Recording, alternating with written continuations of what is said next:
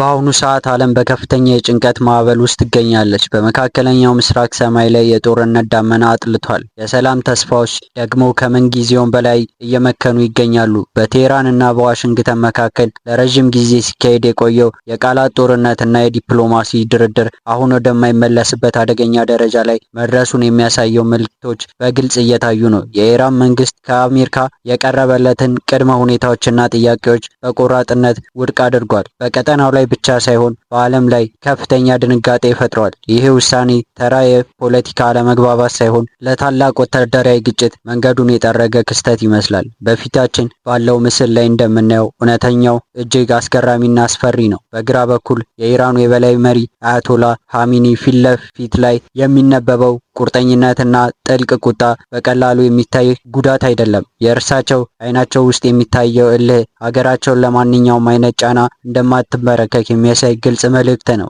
ይህ መሪ ለዓመታት ለምዕራባውያን ኃይሎች የገጠሙት ተቃውሞ አሁን ወደ ከፍተኛ ደረጃ ደርሷል። በቀኝ በኩል ደግሞ የምሽቱ ሰማይ ሰንጥቀው የሚወጡ የረጅም ርቀት ሚሳኤሎች ቃላት ወደ ተግባር መቀየራቸውን የሚያሳዩ የሞት መልእክተኞች ይመስላሉ። እነዚህ የሚወነጨፉ ሚሳኤሎች ተራ የብረት ቁርጥራጮች አይደሉም።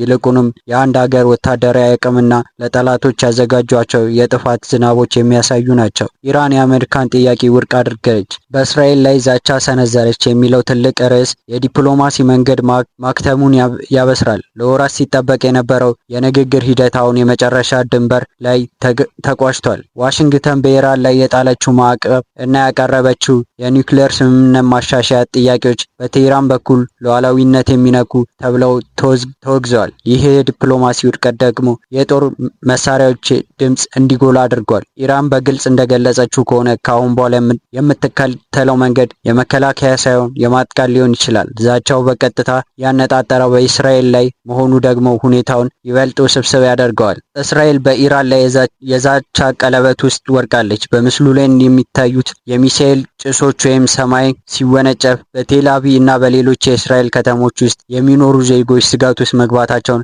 አይቀሬ ነው። ዝናብ ሆኖ የሚወርደው እሳት ይህ በታሪክ ታይቶ የማይታወቅ ቀጠናዊ ጦርነት ሊቀሰቅስ ይችላል። እስራኤል በበኩሏ ለደህንነቷ ስትል ማንኛውም እርምጃ ለመውሰድ ዝግጁ መሆኗን ደጋግማ ገልጻለች። ይህ የአይን ላይን ፖለቲካዊ ዓለምን ወደ ሶስተኛው የዓለም ጦርነት አፈፍ እየገፋት እንደሆነ ግልጽ ብዙዎች ይናገራሉ። የአሜሪካና የኢራን ድርድር ለምን ከሸፈ የሚለው ጥያቄ መመለስ ያለብን ጉዳይ ነው። አሜሪካ ኢራን የኒውክሌር ፕሮግራሟን እንድታቆም እና የቀጠናውን የሚሳኤል ቡድኖች መርዳት እንደምትችል ትፈልጋለች። ኢራን በበኩሏ ማዕቀቦቹ ሙሉ በሙሉ ሳይነሱ እና የጸጥታ ዋስትና ሳታገኝ አንዲት እርምጃ ወደ ኋላ እንደማትል ትገልጻለች። ይህ በሁለቱ በኩል ያለው የፍላጎት ግጭት አሁን ወደ ወታደራዊ ጡንቻ ማሳያ ተሸጋግሯል።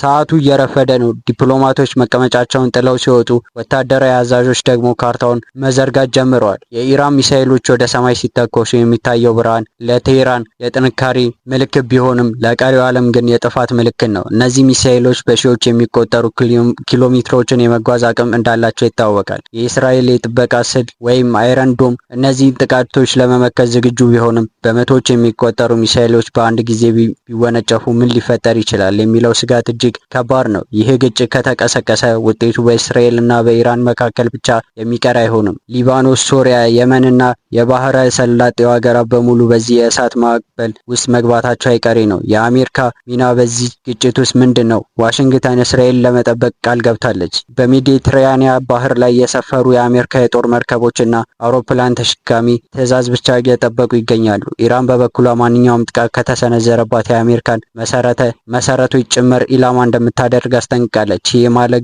ግንባታ የተጠናቀቀ የጦር ድራማ ወይ መድረክ ሊወጣ ጥቂት ሰከንዶች ብቻ ቀርተውታል ማለት ነው። ከዚህ በተጨማሪ የዚህ ግጭት ኢኮኖሚ ተጽዕኖ ማዕበል ሰቅጣጭ ነው። የመካከለኛው ምስራቅ የነዳጅ መስመሮች ከተዘጉ የዓለም ኢኮኖሚ በሰዓታት ውስጥ ሊፈርስ ይችላል። የነዳጅ ዋጋ መናር፣ የምግብ እጥረት እና የዓለም አቀፍ ንግድ መስተጓገል በሁሉም ሀገራት ላይ የሚገኙ ሰዎችን ኑሮ ይነካል። ስለዚህ ጉዳዩ የኢራንና የአሜሪካ ወይም የእስራኤል ብቻ አይደለም፣ ጉዳዩ የሁላችንም ነው። ነገር ግን በፖለቲካ መድረክ ላይ ያሉ መሪዎች ለሰላም የነበራቸውን እድል ሁሉ የተጠቀሙበት አይመስልም። ይልቁንም የኃይል አማራጮችና እንደ ብቸኝነት መፍትሄ የወሰዱ ይመስላል። በምስሉ ላይ የምታዩት የኢራን መሪ ምስል በመካከለኛው ምስራቅ ያለው ጂኦፖለቲካዊ ሁኔታ እንደ ቼዝ ጨዋታ ነው። እያንዳንዱ እርምጃ በጥንቃቄ መታሰብ አለበት። ነገር ግን አሁን ጨዋታው ወደ መጨረሻ ምዕራፍ የደረሰ ይመስላል። ቼክሜት ለመባል ማን ቀዳሚ ይሆናል? አሜሪካ ወታደራዊ እርምጃ ትወስድ ይሆን ወይስ እስራኤል በራሷ የተነሳሽነት የኢራንን የኒውክሌር ተቋማት ትመታ ይሆን? ለእነዚህ ጥያቄዎች መልስ ለማግኘት ብዙ መጠበቅ ላይኖርብን ይችላል። የዓለም ማህበረሰብ በዚህ ወቅት ዝምታን መርጧል። የተባበሩ መንግስታት ድርጅቶች እና ሌሎች ዓለም አቀፍ ተቋማት ጥሪ እያቀረቡ ቢሆንም ሰሚ ያገኙ አይመስልም። በሀያላኑ መካከል ያለው ክፍተት እየሰፋ ሲሆን በጦርነት የሚጠፉት የሰው ሃይማኖቶች ግን ቁጥር አይኖራቸውም። የኢራን ህዝብ ሆነ የእስራኤል ህዝብ የሚመለከተው ሰዓት እና መረጋጋት ቢሆንም የፖለቲካ ትኩሳት ግን ወደ ሌላ አቅጣጫ እየሄደች ነው። ሁኔታው አሁን የመጨረሻ ሰዓት ላይ ይገኛል። ቃላቶች አልቋል። ዲፕሎማሲ ፈገግታዎች ጠፍተዋል። የቀረው ብረትና ሳብ ብቻ ነው። የኢራን ዛቻ ወደ ተግባር ከተቀየረ ዓለም ነገ የምታውቀው አይነት አትሆንም። የሰው ልጅ ታሪክ በጦርነት የተሞላ ቢሆንም ይህኛው ግን ሁሉንም ነገር ሊቀይር የሚችል አቅም አለው። ዓለም ትንፋሿን ዋጥ አድርጋ እየጠበቀች ነው።